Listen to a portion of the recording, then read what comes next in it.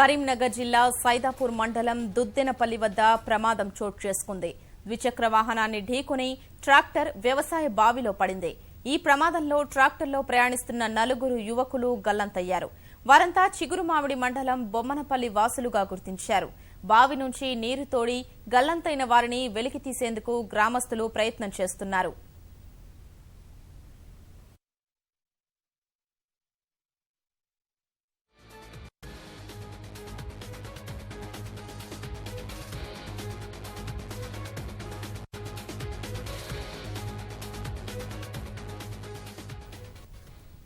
దీనికి సంబంధించిన మరిన్ని తాజా అంశాలు మా ప్రతినిధి అలీముద్దీన్ ని అడిగి తెలుసుకుందాం.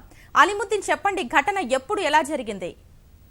గౌజ్యా, ఈ సంఘటన నిన్న రాత్రి అర్ధరాత్రి దాటిన తర్వాత జరిగింది.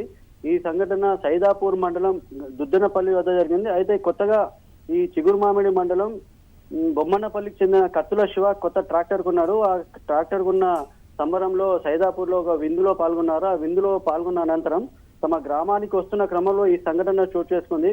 అయితే 4 ట్రాక్టర్ ఇంజన్ పై వస్తున్నారు.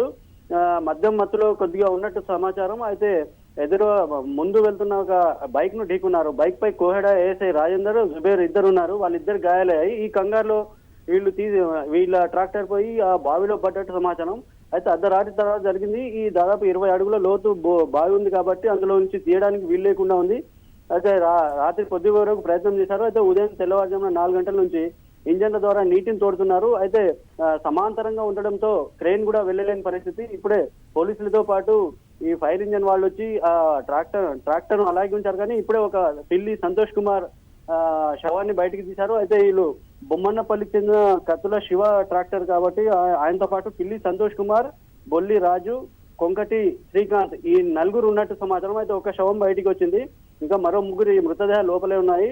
ఈ పోలీసులతో పాటు ఈ ఫైర్ సిబ్బంది ఆ శవాలను వెలికి తీసే ప్రయత్నం చేస్తున్నారు. అయితే చుట్టూ మొత్తం బురదమయం కావడంతో క్రెయిన్ అక్కడికి వెళ్ళలేని పరిస్థితి ఉంది. గౌసియా, ధన్యవాదాలు అలీముద్దీన్.